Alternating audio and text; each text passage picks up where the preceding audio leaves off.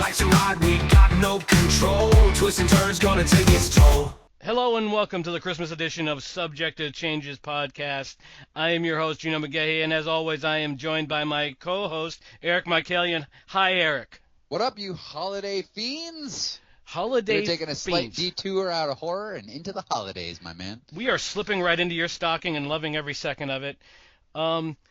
Joining the podcast today is a very good friend of mine, a tremendous actress, tremendous person, Lorrie Bacon. Welcome to the show. Thank you so much for having me. I'm so excited to be here, and I cannot wait to discuss our holiday movies. Yeah, I have so much comments, and we're gonna wrap it in an hour and a half, so we will do our best to keep me quiet. For this podcast, we have each picked out one holiday film for discussion, and it is definitely a mixed bag. Lorrie, since you are our beloved and honored guest, we'll start with you and the film you chose. You chose 2006's The Holiday. Definitely the more romantic of the three films, I would say. What made you choose The Holiday as your choice on this Christmas episode? I love this movie. I will watch this movie outside of the holiday season. I think this is such a perfect movie. It's very relatable. It's funny. It's sweet. It's sad. It's everything. I love it. I love it. It's got this great holiday feel to it, since it does take place around the holidays. Did you buy Jack Black as a romantic interest in this film? At first, no, I did not. But I have to tell you, I've seen this movie, I can't even count how many times. But the more I watch it, the more I like him and his character. Yeah, no, at first I really didn't like it, and I didn't buy it. I'm kind of in the same boat. That the thing with Jack Black is Jack Black in every film. And so he was doing a lot of that, like, weird voice thing where he talked normally, and then he'd do like the voice he did in Shallow Hal, where he's talking like, "Hey, my baby," all this. I can't really do it as well, so he's better than I am.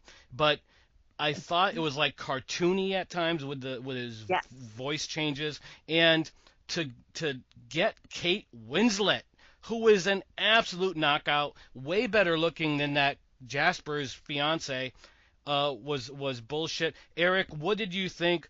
Jack Black, is he romantic to you? And what did you think of The Holiday? I liked The Holiday. Jack Black seems like he was trying to do an impression of a human being, and at points it seemed like it was working, and at some points it didn't.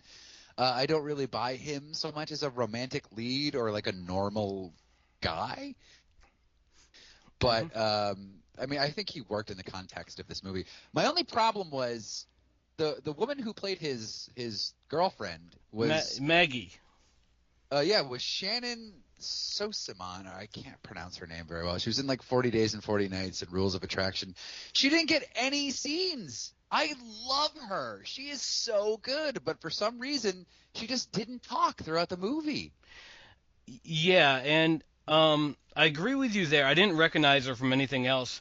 40 Days and 40 Nights, that's when that guy had the erection in the office? Yes? Yes. Yeah, okay. Yes. We're on the same page then. Jack Black made me sad, and I'll tell you why. Because I know the Jack Blacks of the world. I used to be one until I fought my way out of it and became this awesome guy. I was a Jack Black, the guy who gets a very pretty girl, and then they basically like get bored with you, right? That's what happens, and so I think Jack Black will not have the happy ending, because I don't think that guy Jasper is totally out of the scene as much as I want him out of the scene. She'll find another Jasper, because much like Maggie, I think Irish, who was the role that Winslet played, would probably dump him, because you have to get annoyed with him. Like Lorrie, I know he was a composer, okay, but when Yeah. she was sitting next to him and he was doing all that musical stuff, and when he was at the Blockbuster and he was singing and all this shit, would you put up with that if you were dating a guy? Oh yeah. See, I would be totally annoyed with that. Absolutely annoyed with that. I think at the point though when she is hanging out with him, she's not thinking romantically with him. Yes. So she just kind of puts up with it, and she thinks he's funny because there's no I guess pressure to be with him. It's just kind of like a relaxed situation. But like if it was supposed to be like a date, that would be my last date. I would not continue on with that because that's really annoying. Although, how good of a date is going to Blockbuster and just like bullshitting around and like looking at movies and like talking about them and stuff? 100% if you're not annoying. That was honestly the only kind of date I could afford in college. Like, let's go to Blockbuster. And Sure. Well, yeah, I was there too. And my highlight of my Friday night used to be hitting Blockbuster, getting a couple movies, and getting a frozen pizza. And I look back and I have warm feelings about it. Now, one of the you're things. such a romantic. Oh, I am a romantic. Ask anyone. I fucking bring it. Trust me. Now, the Cameron Diaz Graham storyline, which I thought monopolized the film, and I love Cameron Diaz, Bad Teacher, and what's that one with the sex tape? She is good. She picks her screenplays well, but I didn't think she brought anything new to this film, and I thought the Graham storyline took me away. I wanted more of Iris and the Jack Black staying out of the friend zone, and the old guy that I was hoping would live long enough to go to his speech. Eric, what did you think of the Cameron Diaz Graham storyline, and do you think it was the film leaned too heavy into that portion of the story? I think the film itself kind of like, I don't know if it like evenly distributed the time between the two storylines. The one where Kate Winslet and Jack Black were having this prolonged relationship, and Jude Law and Cameron Diaz. I think like maybe if, I don't know. I wish Kate Winslet could have played both girls. She's so good. She brings so much life to everything. But yeah, I felt like Cameron Diaz just she didn't really do it for me in that particular scenario. Jude Law is just a charming, handsome man, though. Handsome. And I can totally see why she would fall for him. Absolutely. But I don't know that that storyline deserved as much time as the Kate Winslet Jack Black storyline. No. If I was living in Ireland and I had one of those nice houses and he showed up drunk, who knows?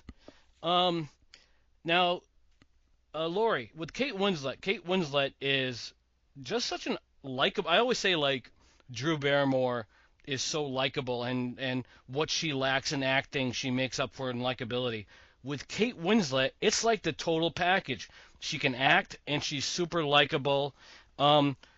Obviously, you loved Kate Winslet in this, but what do you think makes her so different from Cameron Diaz in this? Or do you think they kind of like are even as far as like what they bring to the film? Oh, I definitely feel that Kate Winslet had such a better character. She had a better story. She was more relatable than Cameron Diaz. Her character there, as Amanda, it just, I don't know, it kind of seemed a little far-fetched with Amanda being so successful and so rich. And, it seems that someone like her, she, like basically could get anyone that she wanted, as far as like a date or a mate or whatever. Or she could, live so independently. She wouldn't need that. So for someone down to earth like Iris, who really her heart is so big, but she couldn't see past her heart, basically. She falls in love with this Jasper guy who treats her like absolute shit, Yep. but she keeps falling for it. She definitely was more of a realistic character in the film. I mean, of course, I fall in love with Graham the minute he knocks on the door, right? Like, Mhm. who wouldn't? Because he is so charming. And it's so fitting for him to fall for Cameron Diaz, Amanda, who's beautiful, obviously. Yep. So, but I would have liked seeing more of Iris in the film and her falling in love more with Jack Black's character. Give Jack Black a little bit of a better romantic role. I mean, he does play the goofball and the annoying guy. Yep. But I would have loved to see that a little bit more in the movie. It's glaringly obviously how romantic it's going to be with Graham and Amanda. It just, you don't have to really go anywhere else with that. It's right there in front of you the minute you see it. But with Iris and Miles, there needs to be more of a buildup. There needs to be more of a story behind that. Yeah. It was lacking. Well, I agree. And Eric, when two things, Cameron Diaz, she seems to play like maybe much like Jack Black, like the same character, and it usually works. Like she was fantastic, like I said, Sex Tape, and the one where she was like the mistress and she teamed up with the wife to get the husband.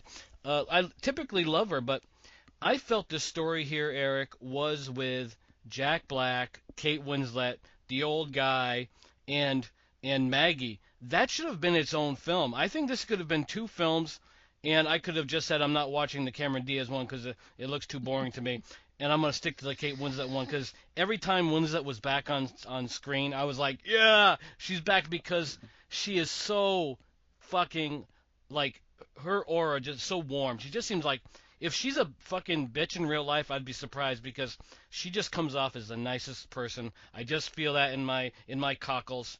Now, Eric, what do you think? Should this have been two films? No, I think it works in sort of a dichotomy. Nancy Meyers, who wrote and directed it, she also did like The Intern, Something's Gotta Give, What Women Want. She sort of loves that duality of man where it's like he's kind of like an asshole, but also kind of like a roguish, charming person. And I think she kind of like put these two relationships sort of in the same movie to sort of juxtapose like how we treat people and like how we deal with lost love. Because I think Cameron Diaz broke up with was it Ed Burns? What's his name? Her boyfriend who cheated on her. Yep.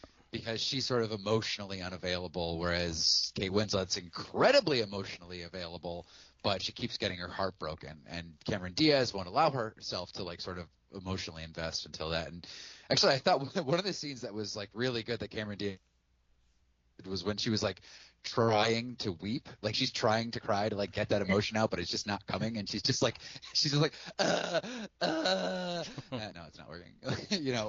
Which kind of reminded me of that scene from Something's Gotta Give with Diane Keaton, where she just cannot stop crying, like uncontrollably can't stop crying, and she's like using it to write. Have you seen that film?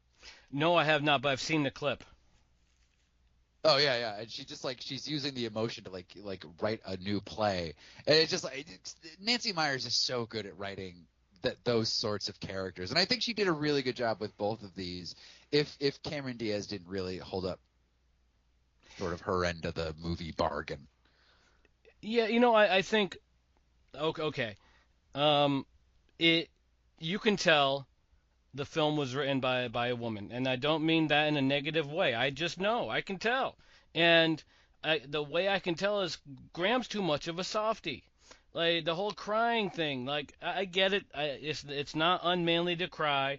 Every once in a while I cry. Depends what I'm watching. I'll watch them sad. You know, they took a guinea pig and killed it on set. I would cry. But I thought that the Graham character wasn't like it didn't feel genuine to me. That I and I didn't think him and Cameron had much chemistry, as much of a like a sexually sort of driven story it was. So Lori, did you feel that Graham, and don't you obviously disagree with me? I can hear Eric disagreeing with me without saying a word. Do you think Graham didn't have like it was too soft? For being like to be the partner for such a tough business chick like Cameron Diaz is in this? Do you think he's too much of a softie, or do you think that it was written just soft enough? No, I liked how it was written. She needed someone who was softer because she was such a hard ass, and he saw through her. I don't know. Maybe she was just pretending to be a hard ass, you know, with her not being able to cry, showing emotion, you know, being good in relationships, being good at sex. I liked it. I liked that he was pretty much the opposite of her. Mm-hmm. There was, I don't know, there were so many sweet moments with him where she was trying to hold back her emotions. You know, like just that morning after in the kitchen, Yep. where, you know, and she's just like, okay, yep, well, you know, I'll probably never see you again, and don't worry, I'm not going to fall in love with you.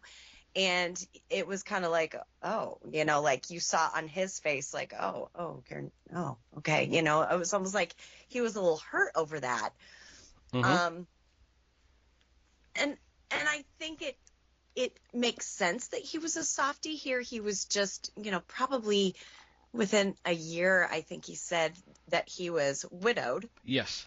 He has two young girls that he's taking care of, fathering two young girls.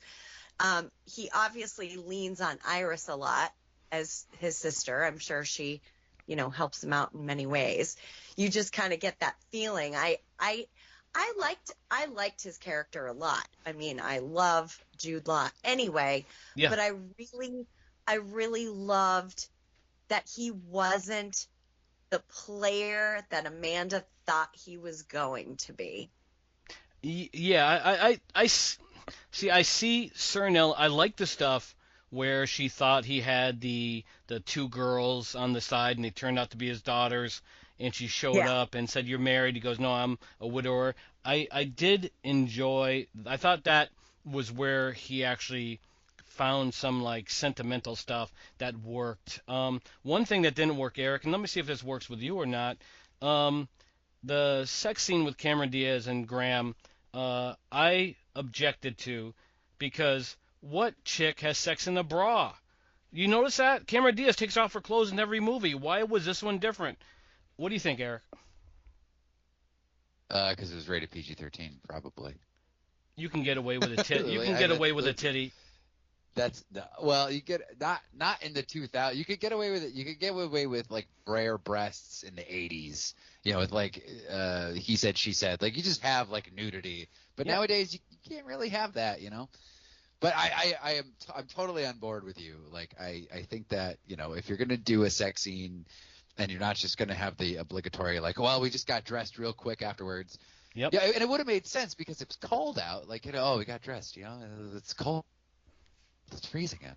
Yeah. But yeah, I didn't really buy that. But I did like how sensitive he was to her needs, and that's because it's something you don't see very often, like from movies of that time. That's what I liked about it. And I don't know if you felt the same way, Lori, but like I just sort of was like, Nancy Meyers usually writes kind of like lovable womanizers, but it was kind of refreshing to see like a character who was just like I'm just a dad. I'm just a dad who does dad Huh. things, and I love Yeah. my girls, and I'll do anything. And yeah, I cry at Hallmark cards. Like, who cares, you He know? was like really, he's like the fairy tale prince pretty much in this movie.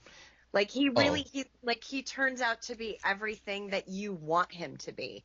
You know, it's like, oh my gosh, okay, so he's handsome, he's sweet, he's a dad, he's a good guy. Yep. You just want all of that. yeah. I loved the big reveal, his big secret. Like it was just like, oh, it's a big secret that made him even more adorable. Exactly. Okay, so speaking of him, and there is a part in this movie, and I swear I see it like so much. I watch this movie so much, but the part that makes me cry, like literally tearing, like rolling down my face, these tears, is Hold on, when can I guess? Can I guess? yes, yes, I yes. have it written down. Okay. Wow, because I was like, I bet Lori loves this. Um, okay, first of all, well, I mean, Jude Law naked by firelight saying, "I'm in love with you, I want you." Um, oh God, where was it? It was like a very affirming scene. She like repeats something to herself, right? Like I am enough or something like that. No. Oh, okay. No, All right, that is go on. that is really good. No, and I think you're going to be surprised at what I'm going to say. So when Amanda surprises him at his house, she meets the girls for the first time, Mm-hmm. and the girls bring her into the tent, Oh. and they're all laying in the tent, and she said one of them says, we're like the Three Musketeers. Oh my God, there it goes. There it goes. It makes me cry.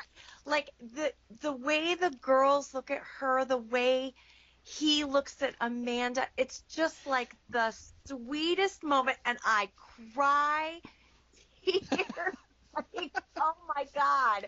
And blowing my nose. I'm like, oh my God, that's like the cutest thing every single time. That's my favorite part of that movie. Yeah. Yeah. Gino, what's a movie scene that makes you cry?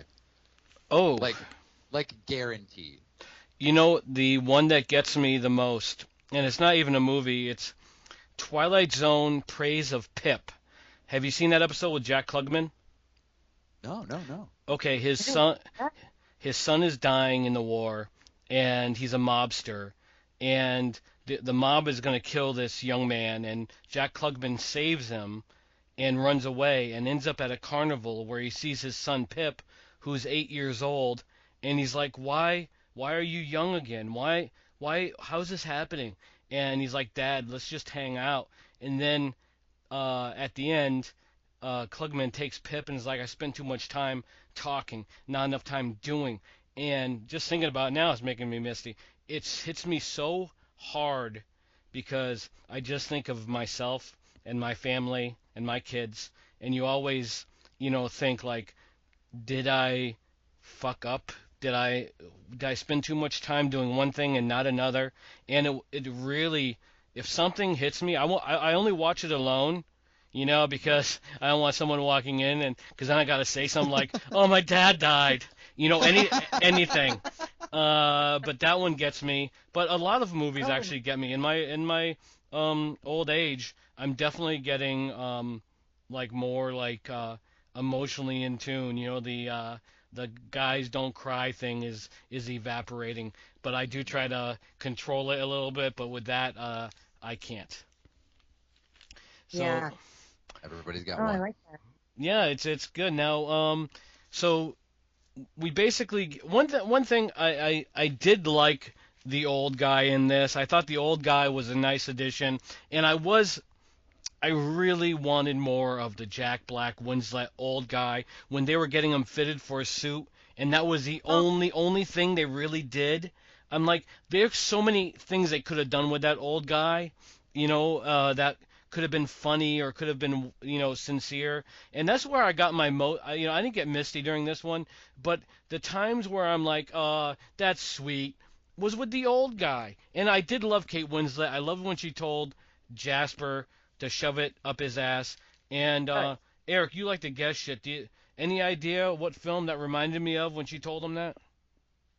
I like the what shit? When Kate Winslet told Jasper to leave the house, I'm done with you, we're over.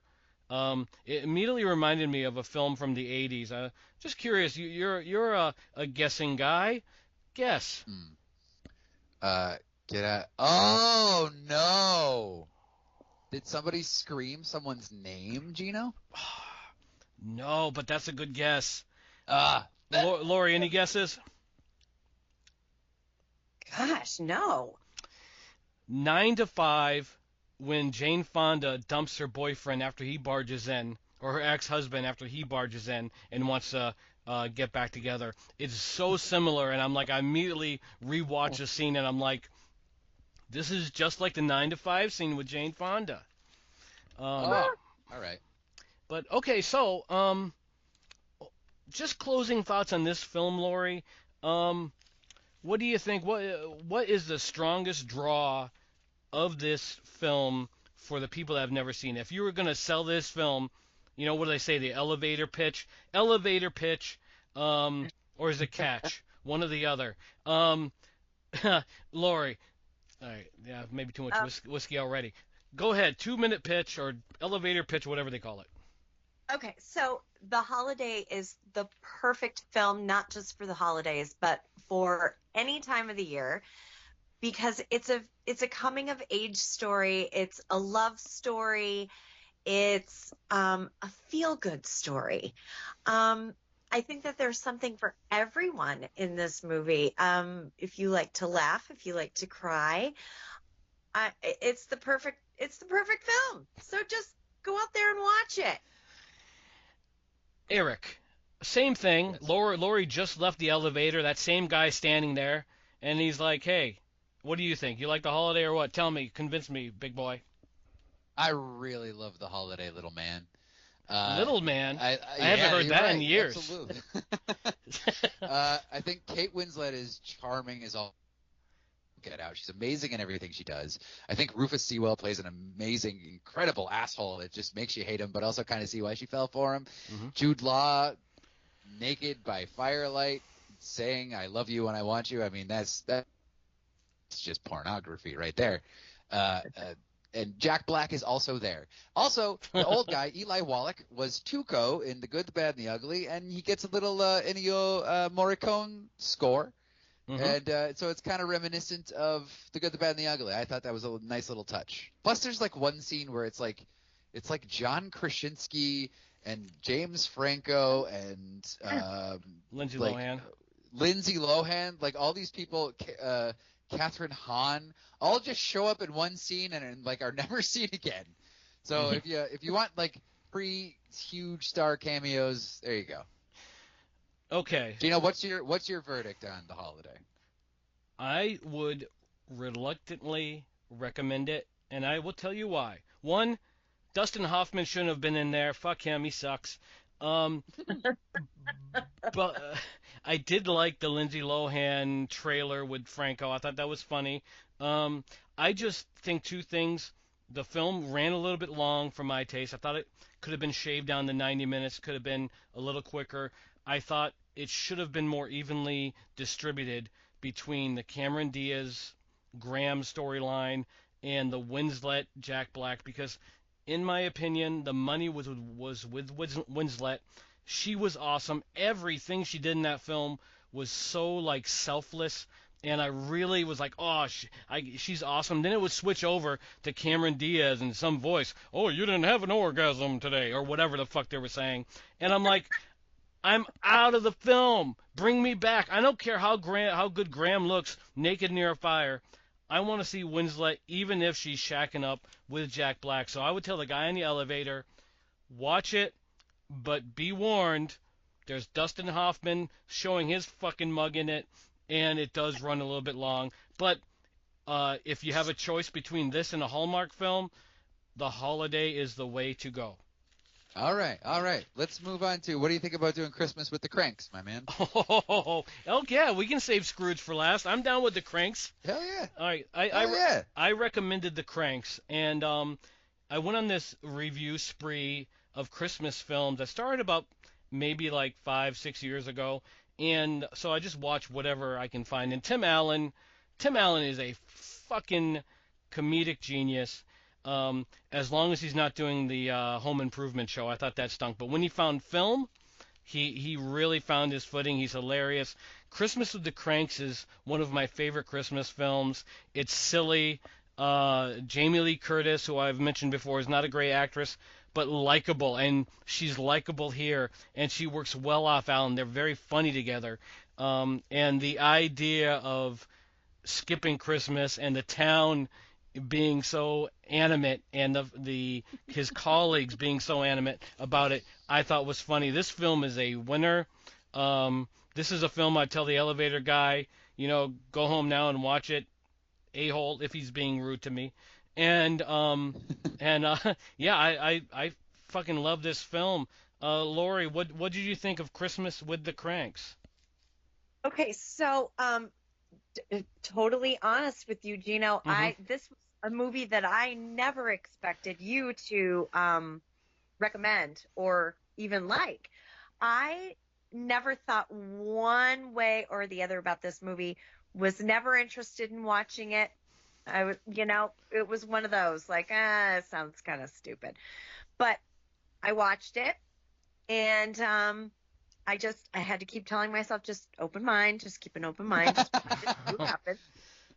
So it took me a little bit to get into it. Yep. I'm like, oh my gosh, I don't know about this movie. This is just kind of cheesy, and but it kept going, and I was like, okay, all right, this is really cute, and I was hooked. I just, I stuck with it. I watched it. I liked it. I thought that Jamie Lee Curtis took a character and just fucking ran with it. She stuck with this character. She was so good at who she was supposed to be in the film. I thought she was amazing. She was amazing.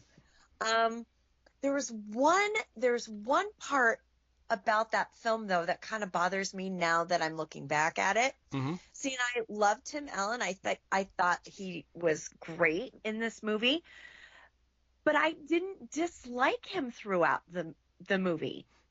Yep. And like the other characters and everyone were talking about him as if he was a jerk and he was not liked.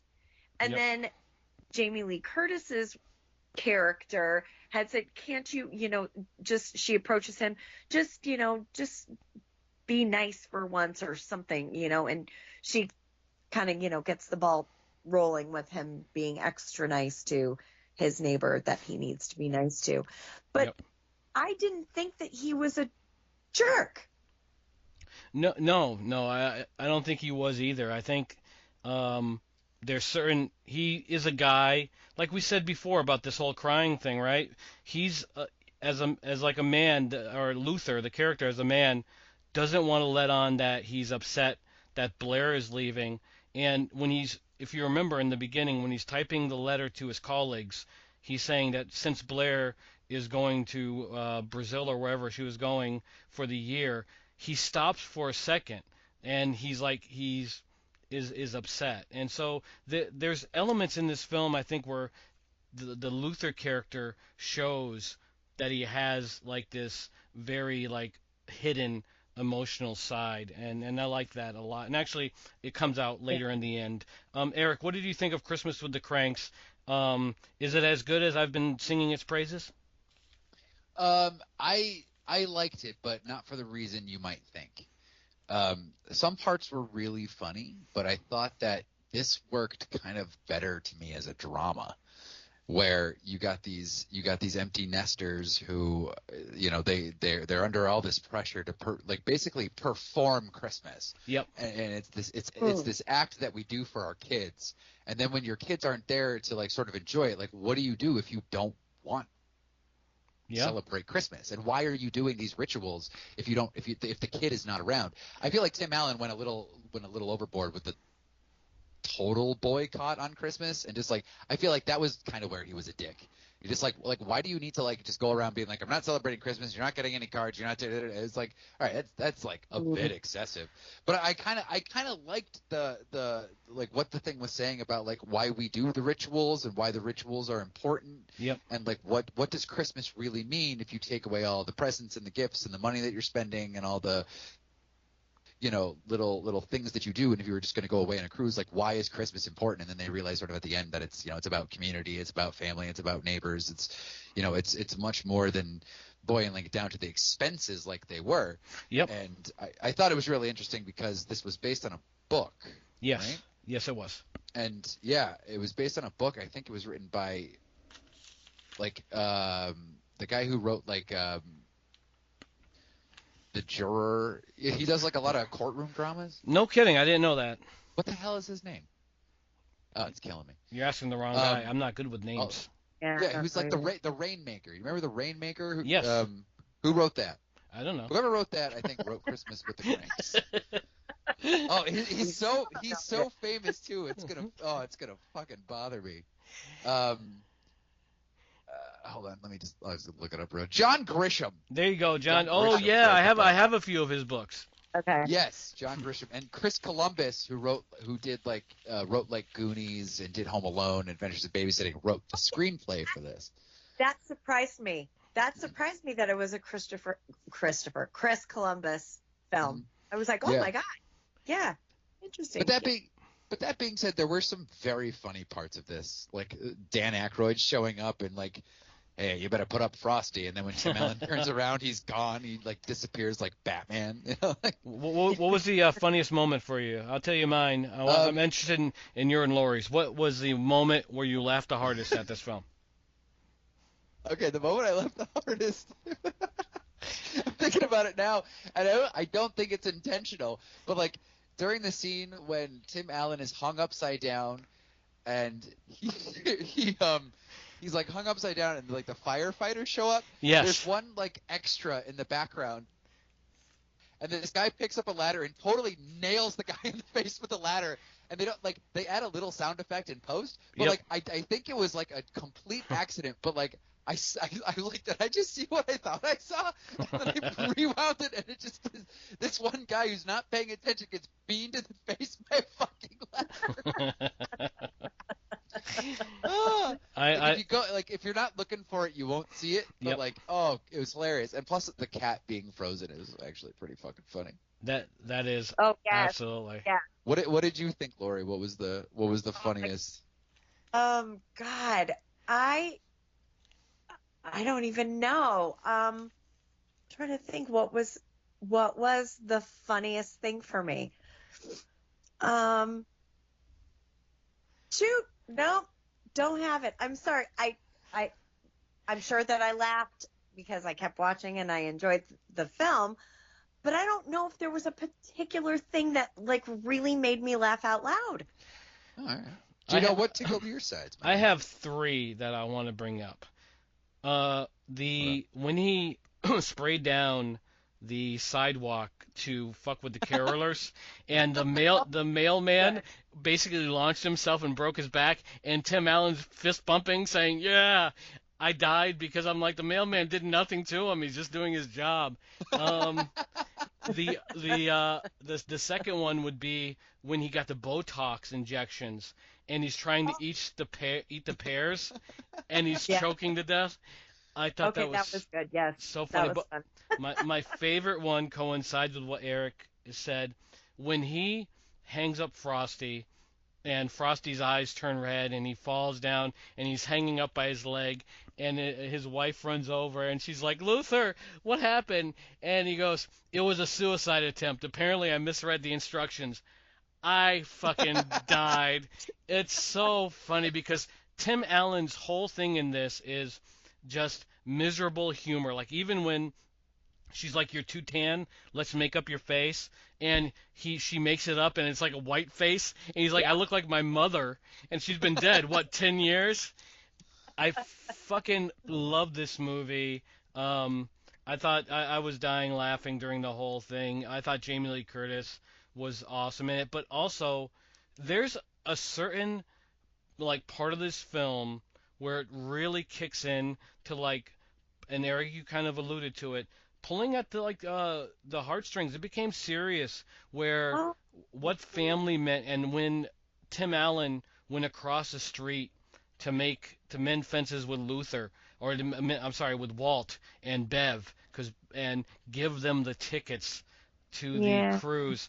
I was like, this is why I love Christmas movies so much, because it really shows like just being kind to somebody, what it can mean, and what a person can get in return. Because like the Luther character with Tim Allen, I thought had a revelation, like he kind of almost took like the Grinch's sort of pathway of understanding what Christmas meant at that point. Lori, did you find the sentiment in that scene when he gave up his tickets to Bev and Walt? Yeah, absolutely. But there was a moment before that I thought, oh, this is really sweet. When they were everyone's at the party, they're having the party, and the fiance is singing with Yes. that was so like just so sweet. Like you were thinking, okay, this fiance is going to come back and there's going to be some trouble with that. And, the dad, Tim Allen, he's going to have a problem with him. Even though he had a problem with him, he Hmm. just kind of let it be. You know what I mean? Yep. He's like, oh, yeah, that my little girl, she's growing up, she's getting married, but he kind of let it be. And he just kind of let the fiance enjoy the party. And it was just kind of sweet. And everyone was like loving the fact that Blair brought, this new man home to the family. And it was just like, now he's family. And it Yep. was just like a cute little moment. And I have to ask you guys this question. So when they said they were going to go on a cruise and do a total boycott of Christmas, admittedly, I was on their side. I was on Tim Allen's side through most of this movie. Like, how did you guys feel about just skipping Christmas, and like how did you guys feel about the decisions that Jamie Lee Curtis and Tim Allen made? Sorry, because I was just kind of like, just leave them alone, Yeah, I was kind of rooting for the cruise myself too. And I was like, yeah, this would be really interesting to, see what would happen. I kind of almost expected them to be like on the cruise and then have Blair come home.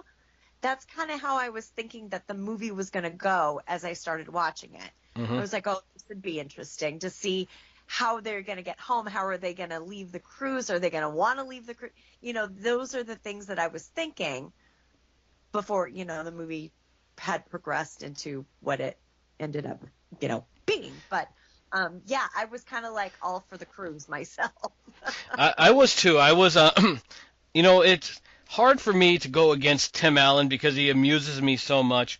But I think there's side characters here that made it so much fun. Like, the fact that there was this pushback against them, like the community wanted to keep everything the same, and that Tim Allen, the more they pushed, the more he revolted, and against Dan Aykroyd, and against Spike, and against the two cops that try to sell him the calendar. And when the cop played by Cheech Marin, I'm probably mispronouncing his name, when he goes to Walt and he said he didn't need it.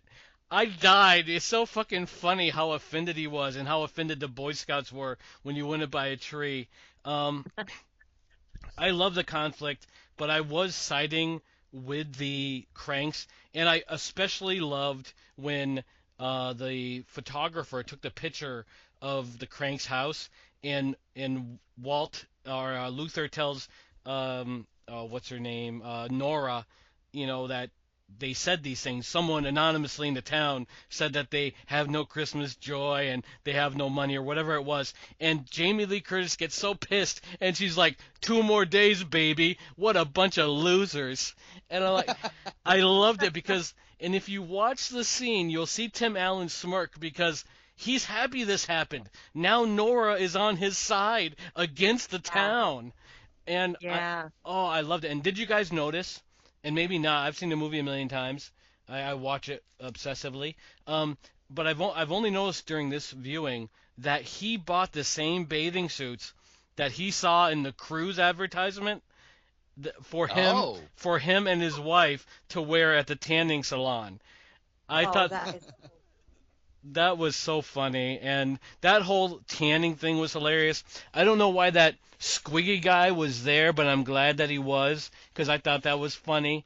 And the Father Zelensky thing, him showing up at the mall and seeing them in their bathing suits. And I have to say, Jamie Lee Curtis didn't look bad, for being like an older lady. She held up well. That bathing suit, I thought, favored her.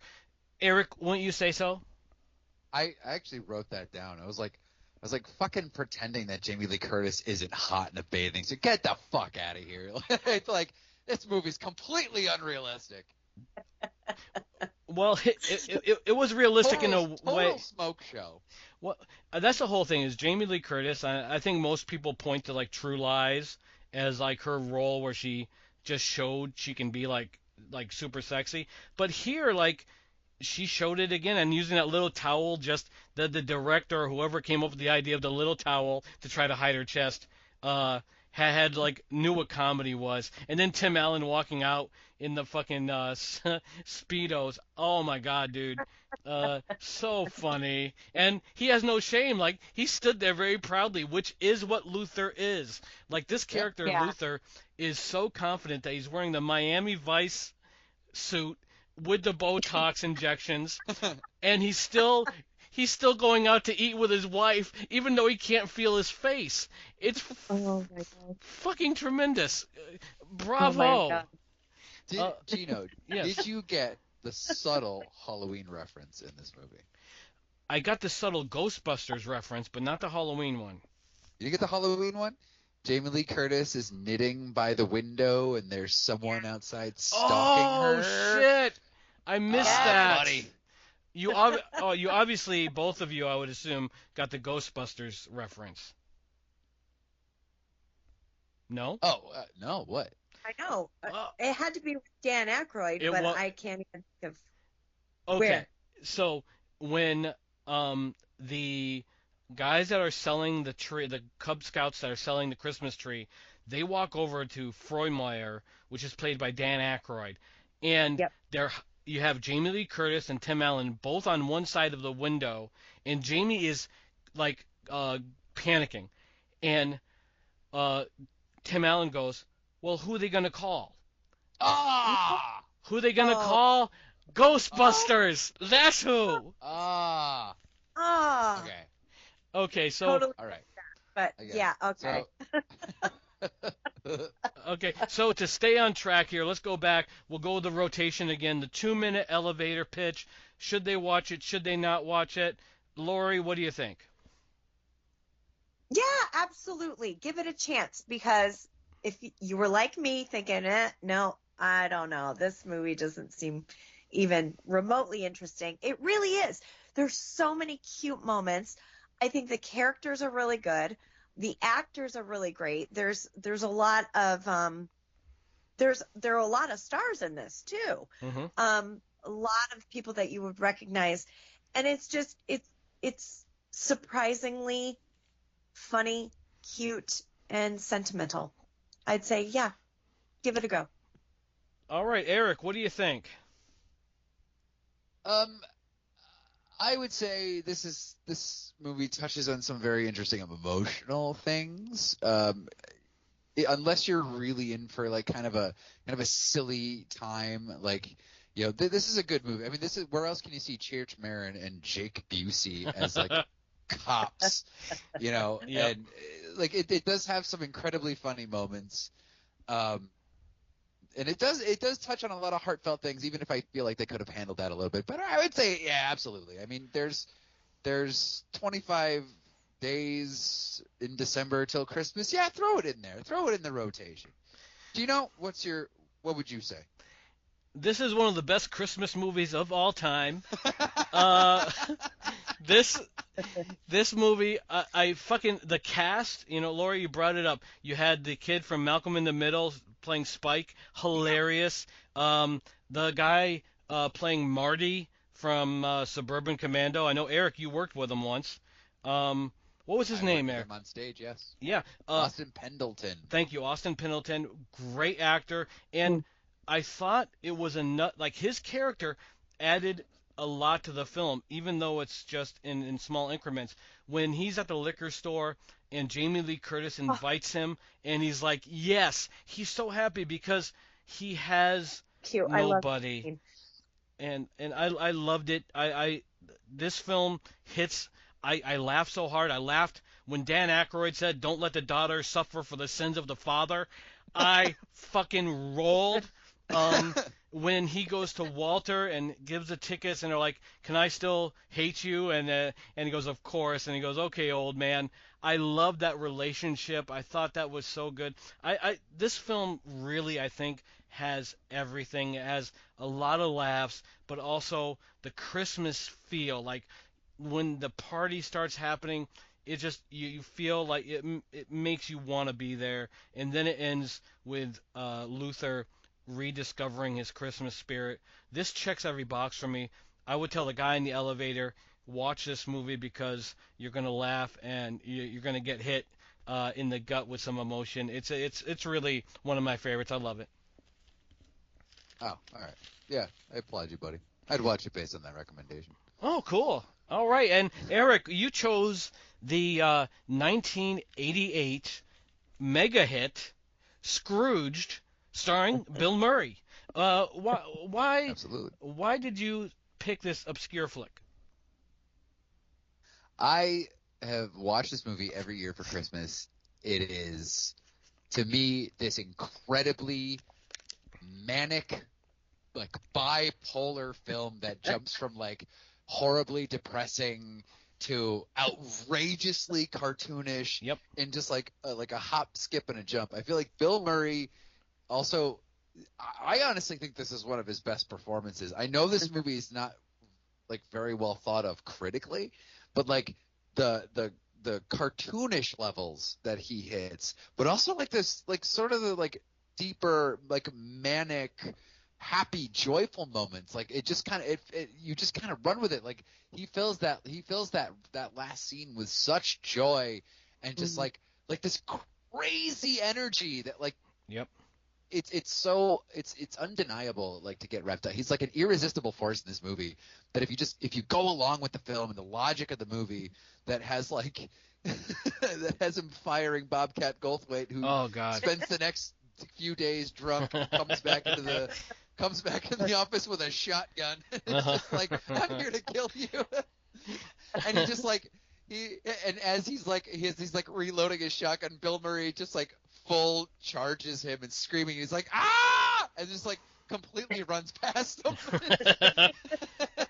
Like, this movie is so manic, it's so crazy that like, but also hits these like real deep emotional things. And I know people like worry about tonal shifts in movies, but like if a movie, like if you're just enjoying it, like who gives a shit what the tone is for a moment? You know what I mean? Yep.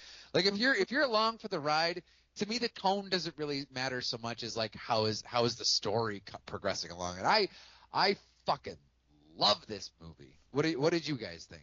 Lori, go ahead. So I loved this movie from the second I watched it, from back in when is it, 88, 86, 88. whenever 88. movie came out. I remember really liking it then, but you know what? To be honest, I don't think I saw it again until now. I'm like, I forgot how good this movie was. And listen, this is a classic. This is the Christmas Story, pretty much. I mean, this is, here we go. The grumpy guy that's, Scrooged everyone. And it's cartoonish, yes, but it's awesome. Like when all the ghosts come back, Yep. it's creepy. It's scary. Like it's supposed to be. It's all done so well. And oh my God, who can not forget Carol Kane in her role? Oh my Yep. God, she's amazing. just I loved everything about this movie, and it's a tale as old as, it will just never go away. It's going to be this way forever, and they do such a great job with it. They make it very modern, and I love it. I loved it. It's funny, funny, funny, and it moves. It goes very, very quickly. All of a sudden, it's over. You're like, oh my God, what just happened? It's over. This was such a great movie, and that whole ending scene is the best. Yeah. What did you think, Geno? Bill Murray is an American treasure, and when used correctly, he can knock it out of the park on many different levels. And I look at two films where I think he has been used perfectly, and that would be Groundhog's Day and Scrooged. With Scrooged, he starts off as this guy who is broken, who's basically turned his emotions off and focused on financial gain without allowing himself to be open. He has no girlfriends. He has that girl on the side, the Gail Wallens chick from Die Hard. I don't know if you caught that. Yep. Caught that, Eric. Yep. Okay. Yeah. And so From Lethal Weapon, yeah. yeah, and so he doesn't, he kind of reminded me of Nicolas Cage in Family Man, where he just doesn't, he's shut off that heart of his. And I love how Bill Murray goes from complete asshole, unlikable douchebag to this great guy at the end, and it's believable. It's completely believable. You see his like transformation through the ghosts, and also from seeing that poor homeless guy frozen, which remarkably in Groundhog's Day he also saw a homeless guy frozen. So I'm not sure what the fuck is going on here, but they both had the same idea. But I absolutely loved this movie. Bill Murray made the movie, but the cast is good across the board. And you both mentioned the ending. This movie checks a lot of boxes, much like the KRANKS did, but it actually checks a box that the Holiday did not, and the KRANKS did not. It had a hit song to go with it to drive the hit home, and I thought that song was pretty good. And the message was good, even though I'm not a big fan of the Eurythmics singer. I thought that was pretty good. And yeah, so in my opinion, this hits every note very well, and it begins with fucking Lee Majors. Oh my God! Yeah. Saving Santa, and one of the best lines in film history. This is one Santa that's going out the front door. I fucking loved it. What a fucking great thing what a great line. Eric, you chose well here. And what did you think about the inclusion, Eric, of John Murray, the brother of Bill Murray, who they tried to build into a superstar with the Moving Violations, which was kind of like Police Academy. Do you think he had more legs in this? Because I always thought John Murray was like underused. He had this. He had Moving Violations. For the longest time, I thought he was Styles from Teen Wolf, but he's not. No, he's not. He's not. But I always thought he had more legs. I agree. I was like watching this film, and like I feel like there's really no bad performances in this movie, because like everybody except for Jimmy is like dialed up to 11, you know, and he's just sort of this like emotional center, like, and he's just sort of calm and chill, and like, he just like sort of takes everything in stride. And I think the movie needed a character like that to really offset how crazy the rest of the film is. And I feel like, yeah, I was very impressed with him, like holding it together in this role that is meant to like sort of like ground this like otherwise insane story. And I actually asked myself, I was like, why hasn't this guy done more? Yeah. And I don't know why. Do you know the story behind John Murray? I don't. I actually, in researching this film, I found out that Brian Doyle Murray, who was in this and in Groundhog's Day, And uh, Caddyshack. and Caddyshack and Christmas Vacation, was the brother, another brother of Bill Murray. So, and he gets work. So, in my opinion, the younger brother, John, had more star potential than the supporting work that Brian Doyle Murray did. So, I don't know. Maybe it's one of those things like the Cuba Gooding Jr. thing where I'll argue with people saying Cuba should be an A-lister, and then I read shit that he's a pain in the ass to work with. So maybe John is difficult. Lori, what do you think of John Murray? You think he should have been a bigger star? Yeah, absolutely. I'm not sure why he hasn't, and I don't know. It could have been a choice of his too. Maybe he didn't want to. This is He's true. got He's got the talent for it. I mean, who knows if he was a pain in the ass? But people say that Bill Murray was a pain in the ass to work with. Yes. Yeah, they do. He got many roles. So it may have been an actor's choice. It might have been something he didn't really feel like doing. If you had to choose, Lori, Bill Murray's best role, what do you think? God, that's a hard one. He was so good in Scrooged, and that's fresh in my mind. I'm going to say that was probably one of his best. Eric, what do you think? He's done so many great things. He has. I'm really trying to fight my impulse to go with like because if I had to say like gun to my head, I had to pick a favorite movie, it would probably be Ghostbusters. Yep. But Yeah. I'm gonna be a difficult little prick, and I'm gonna say his best acting role was Razor's Edge. I have not seen that.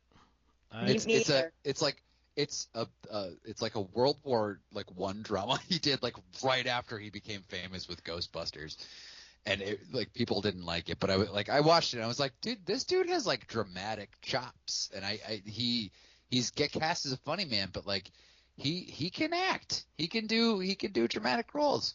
Yep. Geno, what do you think? What's his best role? You know what? I have 2 and 3 as Groundhog Day and Scrooged. But if I was to choose, the one role that I love the most would be Big Earn from Kingpin. Oh my God! How could I forget that? Yeah. That is one of my favorite movies. I love him in that. Oh my God, he's so fucking funny in that movie. Such a douchebag, and the bad curly blonde wig that they put on him, priceless. I was gonna say, yeah, his hair deserved an award for that.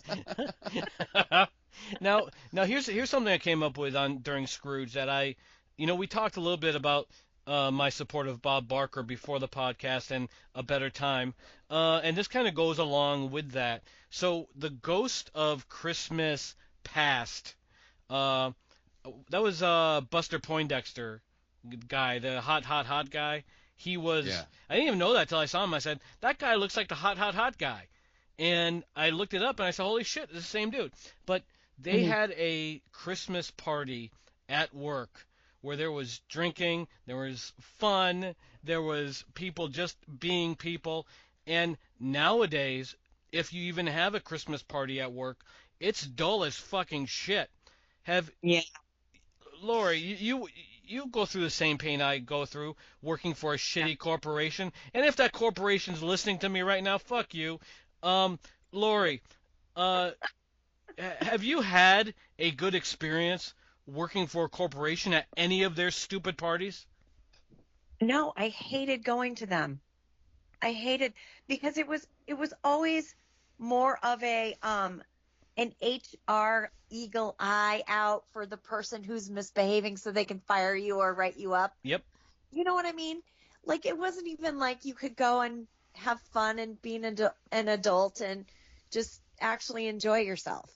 You always had to, look over your shoulder, make sure, HR wasn't watching you or your boss wasn't watching you or just, please. What a bunch of scumbags. Eric, what do you think? Have you gone to any recent like holiday parties that weren't mom and pop shops that were corporate driven, like in Scrooged, where they actually had a good time. I don't think they happen anymore. I think everything is rigid, and like Lori said, you have assholes looking over your shoulder, and there is no more getting blitzed and having a good time. Or am I wrong, Eric? Have you had that experience at a corporate party?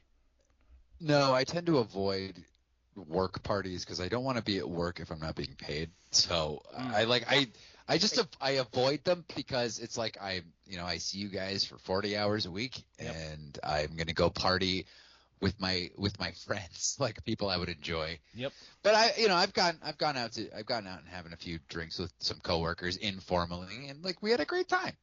But that was because like nobody from HR or admin was invited. So Yeah. Well, be a quick story. I know we're running out of time here, but before I was absorbed by this asshole corporation, I worked for another company that had a Christmas party, and we got blitzed. We had a great time. My boss told me that I called everyone motherfucker, and that's what a party is. And like we could do a whole podcast on corporate America and how shitty it is and how fucking stupid people are. But we'll save that for another podcast or my next Zoom call with these assholes. like we're gonna do a special one-off episode on why corporate America sucks. Yeah, and I'll actually forward it to them instead of attending their stupid fucking weekly meetings. Now, Eric, elevator pitch on this film.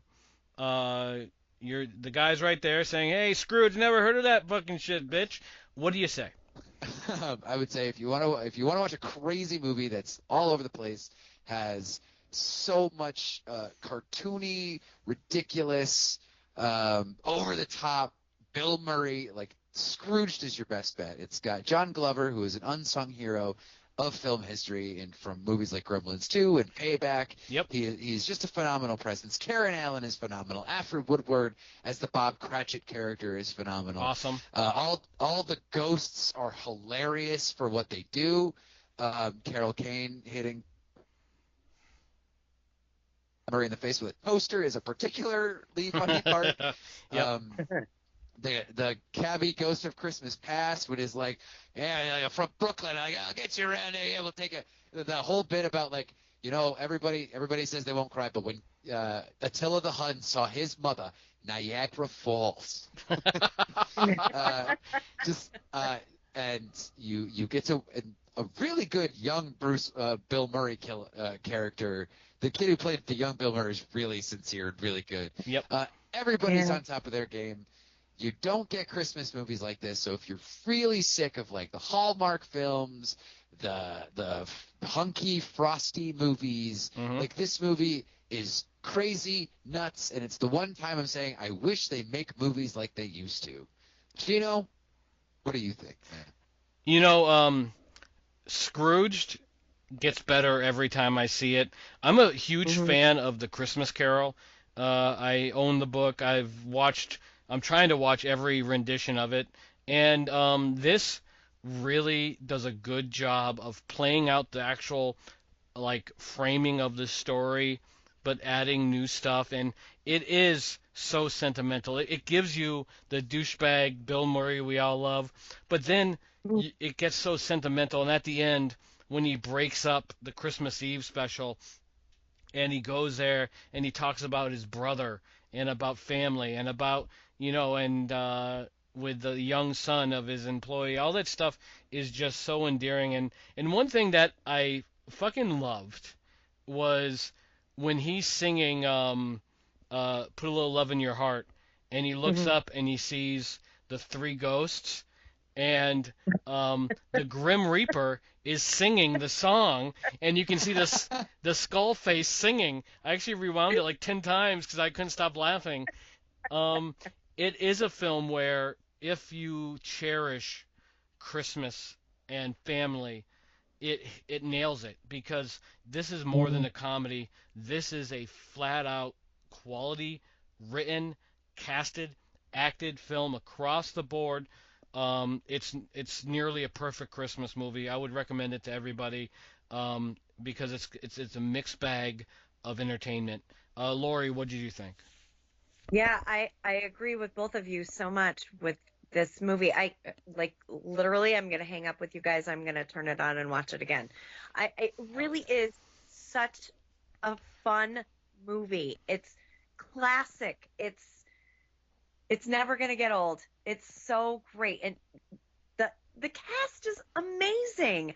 Um so many great emotions come out of it. You know, as a viewer, you're watching it and you're laughing one minute, you're a little scared the next, you're crying the next moment, you're like, oh, and then at the end you're just happy. It's just everything. It's a very well-rounded movie in every sense of the way.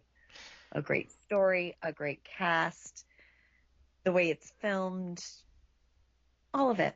All of it. It's great. Agree. Everyone should watch it. Uh, Everyone. Now, Eric, we usually take a break before we give our final thoughts for Eric's 2-minute movie review. Eric, do you have one lined up? Yeah, I do. Originally, I wanted to review Gladiator 2, but I saw it and it was really underwhelming, and there wasn't really much to talk about. And I don't like being too negative in these things. Even with Denzel? Well, that's what I was gonna say. Like the acting was kind of all over the place, not very good.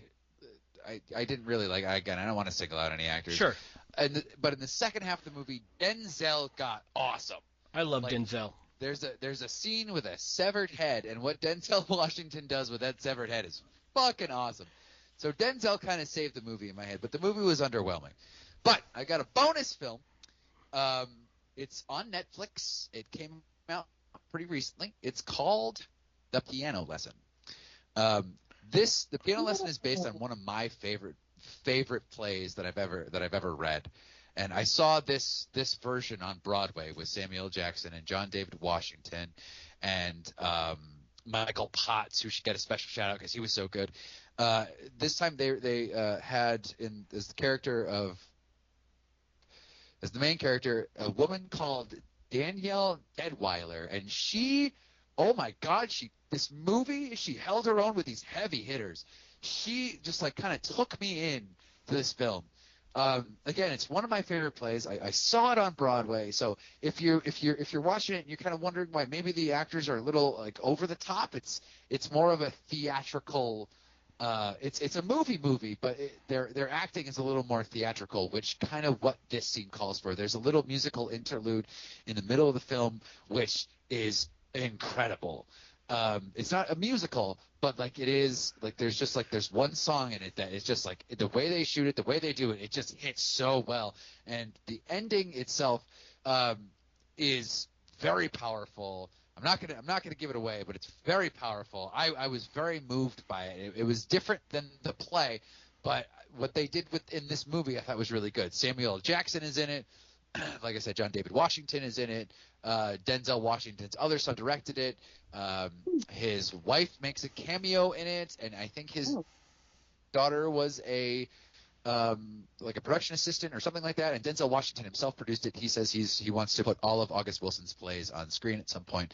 So this was a Washington family affair. I highly recommend The Piano Lesson. Go out and watch it, and if you get a chance, read it too. It's an amazing play. Awesome. Now, before we get to our final thoughts here, as always, we do try to give some props to a independent film, and since it's the Christmas season, we sure as hell are going to bring up a Christmas Invitation, which is on Tubi, it's on Amazon, it's on Pluto TV, I believe. It's in a bunch of different places, and it is a film that we're all involved with. Transparency, but we hope you enjoy it. It's a drama with a lot of humor, and if you want to give a Christmas film a chance, A Christmas Invitation, we would appreciate it. So, Lori, what, in your opinion, what makes what's the formula for a good Christmas movie, and without any real description, a couple of other movies that you would recommend for our listening audience. All right. So, what makes a good Christmas movie is something that anyone can watch, all ages, something that's relatable to a wide variety of people, anything that invokes any sort of feeling. It could be a feeling of joy, it could be a feeling of sadness, it could even be a feeling of anger, as long as you're feeling something and you're learning something, if there's a lesson behind it, if there's a good coming of age story, something that makes you go, oh, look at that, makes you think, about maybe yourself or someone you know. That would be a good Christmas movie. So, other of my favorite Christmas movies, this is all I've been doing for the past 2 weeks is watching Christmas movies, I think. I love Elf. Elf is just amazing in so many different ways. One of my absolute favorites, and I really need a good span of time to watch it because it's a long movie, but I love It's a Wonderful Life. Oh, That's my God, one of my very, very, very favorite. I love the watching the stage play. I love the radio play. I love the movie. I just love everything. I feel like everyone at some point in their life feels like George Bailey. Yep. Because I know that I can relate to George Bailey on many, many different levels, but that's probably maybe my top Christmas movie. Those are good choices. Yeah. So those right off the top of my head are the other two besides The Holiday that are my favorite. But you know what? Maybe next year that will change because I watch them over and over again, and I always find something new in an old movie that I love, and then it becomes my favorite. That I can relate with that absolutely. Eric, the magic formula in your opinion for a Christmas movie to be a standout, and could you name a couple that you would recommend to our listening audience outside of the ones that we've discussed? I think a good Christmas movie evokes the season pretty well, whether that's being nice and cozy and like sitting back by a fire or something like that, or spending time with family members. Something that you're inside, you're kind of chilly, you're having hot cocoa, like that kind of stuff I really enjoy. But also, movies that just sort of give way to that sentimental feeling of joy, of kinship with your fellow person, with just sort of the world, like a connection in what can normally be pretty dark times when the days grow really short and it gets really cold outside, just seeing all the lights and everything. I think any movie that evokes that feeling for me is a really good Christmas movie. One that I've come to appreciate is a movie called, I don't know how to pronounce it in French, but it's like Joie Noël. It's a movie about men during World War I who, on opposite sides on Christmas Day, they decide to come out of the trenches and start talking to one another, and they play soccer together, they hang out together, and they have mass together, and it's just sort of that ceasefire that happened on Christmas Day in World War I. It's a beautiful movie. I love it, especially when a joyous time comes out of probably one of the worst times in history. That I enjoy Christmas Vacation. I enjoy just left my head. I like Die Hard. Of course. Those those things that those weirdly particular movies like Batman Returns is another good Christmas movie. Lethal Weapon. Yep. Just something that evokes the season, the spirit of the season. I love that. I love that. Do you know what makes a good Christmas movie, maybe? It has, I keep saying check boxes. You have to bring the Christmas feeling and joy. There has to be, it has to trigger that in you. I think there has to be the sentiment, the movie has to make you realize that not everything is paying bills and working and struggling, that you have all these people around you and you can enjoy each other's company, and there's a lot of magic there that we lose in this rat race.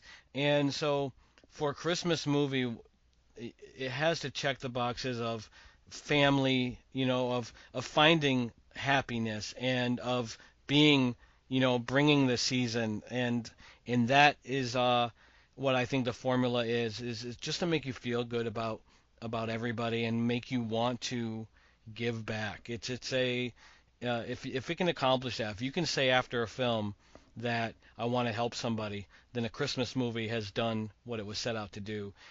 Um, as far as movies that I would recommend beyond the Cranks and what we've discussed, Love the Coopers, I think, is a film I would recommend because it not only deals with family dysfunction and the holiday, but it also does a very good job of a balanced sort of like political look because, as everyone knows, politics has intruded uh, stupidly into everyone's lives and has impacted holidays. And I think Love the Coopers shows you how frivolous the discussions are and what really matters. And the other movie that I'm going to bring up as my second recommendation is Medea's Christmas. Uh, I love that movie. I think that Larry the Cable Guy and Tyler Perry together are hilarious. I think that there's more that could happen with those two. I think, and whenever I bring it up, people laugh like Eric did. I think Tyler Perry is so fucking talented and such a good writer. Oh, agreed. And Agreed. and this movie, it's funny. It brings the sentimental side, and it also does a good job of what I just spoke of these stupid conflicts that people have over, politics, religion, race, gender, anything, you name it. Tyler Perry incorporates that into this one idea that we're all people. Let's get along. Let's love each other. And it's wrapped in a Christmas movie, and I really appreciate that. So, to answer your question there, Eric, those are my two Christmas movies, and that is what a Christmas formula is. Mm. I guess I wasn't expecting Medea, but I've honestly never seen a Medea movie. So I recommend laughed it. at the curveball. Yeah, I'll check it out, man. No, you should. I never had any intention of watching a Medea movie until I started reviewing Christmas movies, and that's how I found that movie, and that led me to his other work. And I'm like, no wonder this guy's so popular. It's because the motherfucker can write, and he writes very well. And some of his dramas without Medea, I find to sometimes be slow moving. But when Medea's involved and the other characters he plays, just picture the Nutty Professor if it was good. He just he's mastered playing other characters and giving them identities and being funny. And yeah, I highly recommend The Christmas and Witness Protection. Those two movies. If you're going to start with Tyler Perry, I think they're both lots of laughs, and even his horror films, the Boo and Boo 2, very funny. Cool. But anyway, this was our Christmas episode, and Lori, I hope you had a good time being our guest. It was so much fun. It was so much fun. I loved it. Thank you so much. No, thank you, and Eric, as always, I loved it. What did you love it? Oh God, I loved it, man. I absolutely loved it. Love having these conversations with it. Alrighty, so this is our Christmas episode. There is a Christmas horror episode that we're wrapping up the month with. Eric, we're ready for that. And Hell yeah. Lori, we will absolutely have you back if you'll have us. And yeah, please. Awesome. And to everyone that's listening that is not going to listen to our horror episode, a very Merry Christmas. Happy holidays, Happy New Year, much love. We appreciate you tuning in, And considering how many people are watching the Jeepers Creepers episode, if you want us to talk about it again, we'll even do that. So everyone, Subject take to care. changes, nothing stays the same. Life keeps spinning in this endless game. Grab your worries, throw 'em to the flame. Stay tuned and ride.